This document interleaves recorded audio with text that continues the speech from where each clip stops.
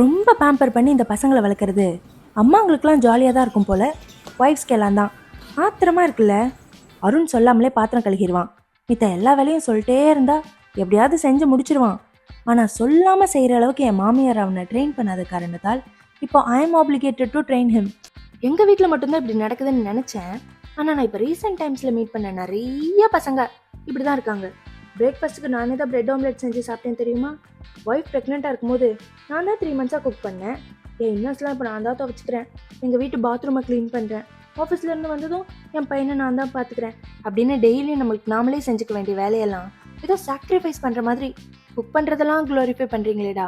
கல் தோன்றி மண் தோன்றி அப்போ இருந்தால் நாங்கள் தானே செய்கிறோம். என் கதை வேறு. நான் வேலைக்கு போகல, அருண் இஸ் ப்ரொவைடிங். ஓகே. ஆனால் இப்போ ஆல்மோஸ்ட் எல்லார் வீட்லேயும் ஒர்க்கிங் உமன் தான் குக் பண்ணுறாங்க, ஒர்க் போகிறாங்க. ஃபினான்ஸ், ஆர்கனைசேஷன், பிளானிங், குழந்தைங்களை மானிட்டர் பண்ணுறதுன்னு 24 மணி நேரம் பத்தாமல் பக்கத்து நாள்லேருந்து கடன் வாங்கி மூளை வேலை செய்ய வைக்கும்போது இந்த வளராத பசங்களை அறகுறையாக வளர்த்து கல்யாணம் பண்ணி வச்சா சரியாக போயிடும், என்னால் தான் மாற்ற முடியல, நீ மாற்றிடுமா அப்படின்னு மருமகிட்ட அம்மாங்க சொல்கிறதும், மாறணும்னு ஒரு டைம் வந்தால் மாறி தானே ஆகணும் அப்படின்னு இந்த பசங்க பெருந்தன்மையாக சொல்கிறதும் என்னங்கடா விளையாடுறீங்களான்னு இருக்குது. இந்த அறவேக்காடுகளை வளர்த்துறது பத்தாதுன்னு இவங்க போடுற குட்டிகளையும் வளர்த்தணும்னு நம்ம மேலே பொறுப்பு விழும்போது என்னை யாரும் தேட வேண்டாம் அப்படின்னு எழுதி வச்சுட்டு ஓடிடலாம் போல இருக்கா இல்லையான்னு நீங்கள் சொல்லுங்கள். இந்த பிரின்சஸ் ட்ரீட்மெண்ட்லாம் எங்களுக்கு இல்லைன்னா கூட பரவாயில்ல, அட்ஜஸ்ட் பண்ணிக்கலாம்.